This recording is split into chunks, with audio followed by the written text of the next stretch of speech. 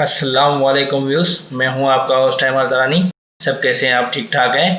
आज का जो हमारा व्लॉग है वो व्लॉग है मेन विंडशील्ड रिप्लेसमेंट के हवाले से। हमारे पास जो गाड़ी है वो गाड़ी है Corolla 2007 मॉडल। आप देख रहे हैं इसका फ्रंट विंडशील्ड कैसे टूटा हुआ है। अभी हम इसको रिप्लेस करने जाएंगे। तो आइए देखते हैं इसको स्टेप बाय स्टेप हम इसका विंडशील्ड रिप्लेस करते हैं। तो चलते हैं अपने स्टेप नंबर 1 की तरफ, जो कि है remove wiper and plastic panel. जैसा कि आपको पता है कि विंडशील्ड के ऊपर 2 वाइपर होते हैं जो बरसात में सफाई का काम करते हैं। वाटर जो विंडशील्ड पे आ जाता है उसको रिमूव करते हैं। तो वो वाइपर पहले हम हटाएंगे और उसके बाद हमारे पास इसके नीचे एक प्लास्टिक का पैनल होता है, उसको भी डिसअसेंबल करेंगे। और ये पैनल जो होता है इसमें सुराख भी होते हैं और ये जो विंडशील्ड पे गंदा पानी वगैरह आ जाता है और वाइपर उनको साफ़ करके इस पैनल की तरफ लाता है। जो उन सुराखों से गंदा पानी या गंदी चीज़ होती हुई इंजन रूम के ज़रिए नीचे निकल जाती हैं और जो भी गंद कचरा होता है वो यहाँ से बाहर थ्रू आउट हो जाता है। तो नाज़रीन, ये था हमारा स्टेप नंबर 1। उसमें हम जो है पहले वाइपर और फिर जो ये प्लास्टिक का पैनल होता है फ्रंट में विंडशील्ड और बोनट के दरमियान, उसको डिसअसेंबल करेंगे। नाज़रीन, स्टेप 1 की चीज़ें डिसअसेंबल हो चुकी हैं। Step number 2, remove windshield by metal wire. इसमें एक पतली सी वायर होती है, उसको हम गाड़ी और शीशे के दरमियान साइड से सुराख करके इनके दरमियान में से गुजारते हैं और विंडशील्ड के चारों तरफ इसको घुमाते हैं। जिससे होता ये है कि शीशे और गाड़ी के दरमियान जो सॉल्यूशन लगा होता है वो अपनी जगह छोड़ देता है और शीशा गाड़ी से अलग हो जाता है। लेकिन इस प्रोसेस में काफ़ी केयर की ज़रूरत होती है और ये प्रोसेस डेंजरस भी होता है क्योंकि तार काफ़ी पतली होती है और उसको दोनों हाथ से खींचना होता है और तार और हाथ के दरमियान में कपड़ा भी लपेटा जाता है जो कि सेफ्टी का काम करता है। लेकिन आप ज़्यादा ज़ोर लगाते वक्त अगर ये कपड़ा स्लिप हो गया या फट गया तो आपके हाथों के कटने का भी खतरा होता है। तो लिहाजा ये काम काफ़ी महारत और ध्यान से करना होता है ताकि हाथ की उंगलियां और हाथ दोनों बचे रहें। लेकिन ये काम काफ़ी माहिर लोग ही कर सकते हैं जो इस फील्ड से मुंसलिक हैं, जो ये काम अपनी रोज़मर्रा की ज़िंदगी में करते हों या इसके मैकेनिक हों। अदरवाइज़ अगर आप न्यू हैं इस काम में तो आपके लिए ये काम काफ़ी डेंजरस साबित हो सकता है। तो काइंडली आप इसको ट्राई मत कीजिएगा और किसी विंडशील्ड के मैकेनिक से ही ये काम करवाइएगा। जैसा कि आप देख रहे हैं कि ये भी माहिर मैकेनिक है, लेकिन इसको भी काफ़ी टाइम लग रहा है क्योंकि काम काफ़ी एहतियात का है और इसमें तार जो यूज़ हो रहे हैं काफ़ी बारीक है और उसको खींचना और फिर ये स्लिप होने का ख़तरा भी होता है। उसको अपना हाथ भी बचाना होता है और उंगलियों को भी सेफ रखना होता है, इसलिए ये काफ़ी टाइम भी ले रहा है। लेकिन ये माशाल्लाह काफ़ी चारों तरफ से घुमा के भी आ गया है और काफ़ी एहतियात से इन्होंने काम भी किया है। तो देखिए बीच बीच में ये अपना स्क्रू ड्राइवर से भी इसको डिसअसेंबल करने की कोशिश कर रहे हैं। जो ये रबड़ लगी हुई है चारों तरफ उसको भी निकालने की कोशिश कर रही है क्योंकि ये काफ़ी टाइट प्रेस हुआ होता है और जो कंपनी से प्रेस आती है वो काफ़ी स्ट्रॉन्ग भी होती है बनिस्बत है बाद में की हुई सॉल्यूशन वाली जो बॉन्डिंग होती है या प्रेसिंग होती है उसके मुकाबले में। तो ये फर्स्ट जो है वो शीशा इस गाड़ी का चेंज हो रहा है। ये शीशा जो था वो कंपनी से गाड़ी में आया हुआ था, तो ये फर्स्ट टाइम चेंज हो रहा है, इसलिए काफ़ी प्रॉब्लम्स भी आ रही हैं। और नाज़रीन, आप देख रहे हैं कि अभी शीशा डिसअसेंबल हो चुका है और ये अभी साइड में इसको रख देंगे ताकि किसी को नुकसान हो। ये हमारा न्यू शीशा भी इसी साइड में पड़ा हुआ है, ये देखें फायो का शीशा है। Step number 3, clean windshield surface for fitting. ये जो सरफेस होता है जहाँ से हमने शीशा फिट हुआ था और शीशा उतारा था, उस सरफेस को हम क्लियर कर रहे हैं क्योंकि हमें न्यू शीशा यहाँ बिठाना होता है। तो यहाँ पे जो सॉल्यूशन वगैरह रबड़िंग और जो भी कचरा वगैरह लगा हुआ है उसको निकालना लाजमी है क्योंकि इसके बगैर जो हम न्यू सॉल्यूशन इसमें लगाएंगे वो स्टिक नहीं होगा और शीशा भी सही से प्रेस नहीं होगा। तो उसको ध्यान से और बड़ी बारीकी से क्लीन किया जाता है और साफ़ भी सही लेवल पे किया जाता है। एक एक ज़र्रात इसके बाहर निकलते हैं, उसके बाद ही ऊपर से सॉल्यूशन इसमें लगाया जाता है और फिर ही शीशा बिठाया जाता है। और ये काम भी काफ़ी बारीकी से किया जाता है और उसको कुरेच के कटर ब्लेड से भी निकाला जाता है ताकि जो सॉल्यूशन पहले इसमें लगा हुआ हो वो पूरा का पूरा उतर जाए और न्यू सॉल्यूशन इसमें लगाया जाए जो अपनी पकड़ बना ले और विंडशील्ड भी सही से बैठ जाए और लॉन्ग लिव यहाँ पे गाड़ी में रहे। तो उसके लिए ये प्रोसेस बहुत ही अहमियत का हामिल है।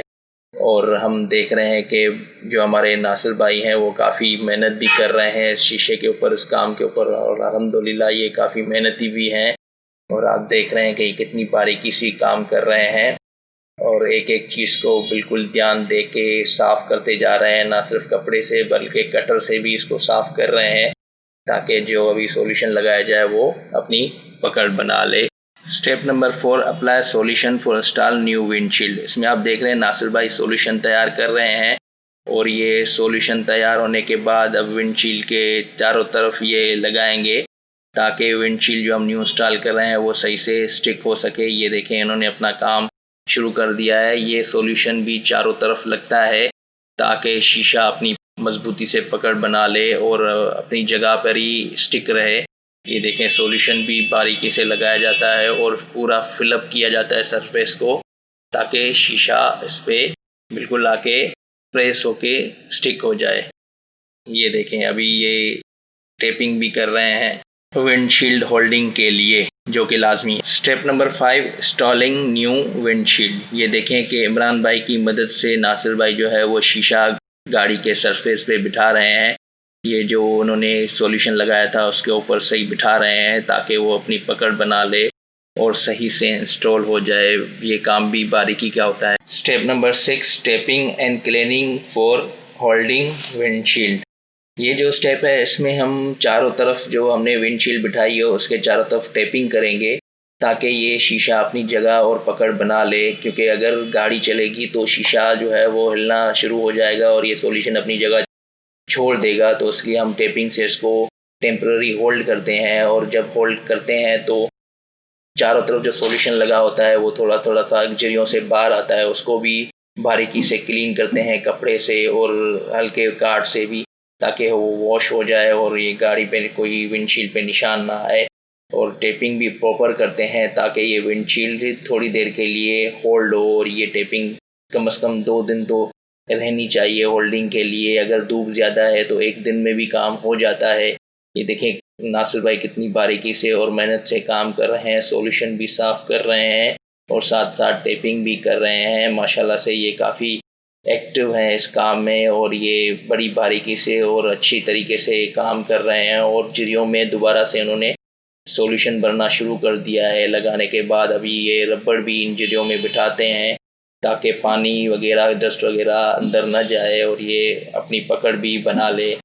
अब विंडशील्ड का काम ऑलमोस्ट मुकम्मल हो चुका है और टेपिंग का सिलसिला भी जारी है ताकि ये हमारी विंडशील्ड अपनी जगह पकड़ ले और फिर ये मजबूत हो जाए। राइट साइड का हो गया। अभी नासिर भाई जो लेफ्ट साइड की जरियों में भी सॉल्यूशन लगाएंगे और इस साइड भी ये रबड़ को सही तरीके से बिठाएंगे ताकि विंडशील्ड मजबूत से मजबूत तर हो जाए और अपनी जगह भी पकड़ ले और ये मजबूती से भी होल्ड हो जाए। और ये देखो क्लीनिंग भी कर रहे हैं, जो सॉल्यूशन बाहर आ रहा है उसको रिमूव भी कर रहे हैं।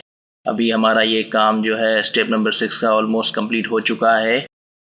बाकी जगह जो साइडें रह गई हैं उन साइडों पे टेपिंग का काम जारी है। ये देख रहे हैं आप पिलर के बराबर में भी ये टेपिंग हो रही है और दूसरे ड्राइवर साइड के पिलर पे भी वो टेपिंग कर रहे हैं ताकि ये शीशा या विंडशील्ड होल्ड रहे प्रॉपरली। अब हम चलते हैं स्टेप नंबर 7 की तरफ, जो कि है fitting wiper and plastic panel. जैसा कि स्टार्ट में हमने प्लास्टिक पैनल और वाइपर्स को डिसअसेंबल किया था, अभी इनको असेंबल करने का टाइम आ गया है।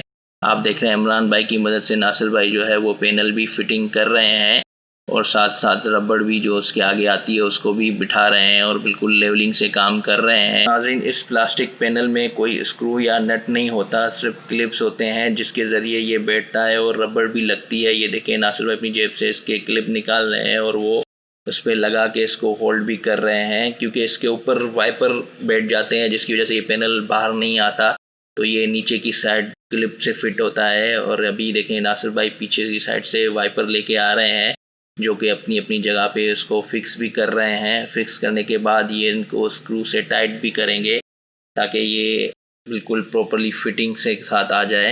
ये देखो अभी स्क्रू भी इस पर जो है वो हाथों से अभी घुमा रहे हैं, बाद में ये टामी वगैरह से इसको टाइट भी करेंगे ये देखिए अभी इन्होंने बॉनेट बंद कर दिया है। अब ये प्रॉपरली जो है इसको स्क्रू से टाइट्स करेंगे ताकि ये जो है वो प्रॉपरली फिट हो जाए और जैसे पहले थी वैसे ही हो जाए।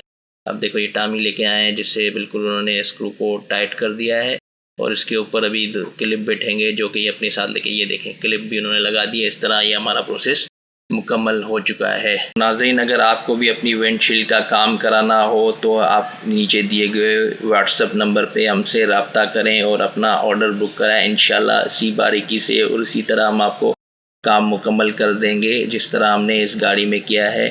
उम्मीद आपको ये व्लॉग पसंद आया होगा और ये था आज का हमारा व्लॉग। अल्लाह हाफिज़।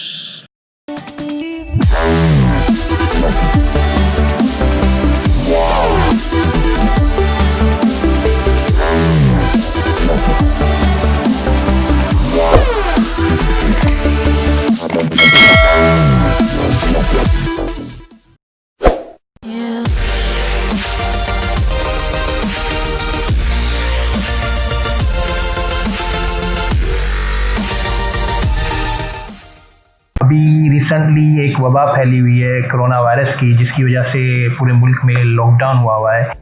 और हाँ, जब बात कोरोना वायरस की आती है तो मैं आपको चंद एहतियाती तदाबीर बताना चाहूँगा। वो ये कि आप अपने पास एक मिनी सैनिटाइज़र रखें जेब में और वक्तन फ़वक्तन टाइम मिलते ही इससे हैंड प्रॉपरली अपने वॉश करते रहें और अपने हाथों को नाक, कान और आँखों पर लगाने से गुरेज करें। जब भी पब्लिक में जाएं, बाहर जाएं तो मास्क पहनें और सोशल डिस्टेंसिंग का ख्याल रखें और फारिग औकात में आप घर से बाहर मत निकलिएगा।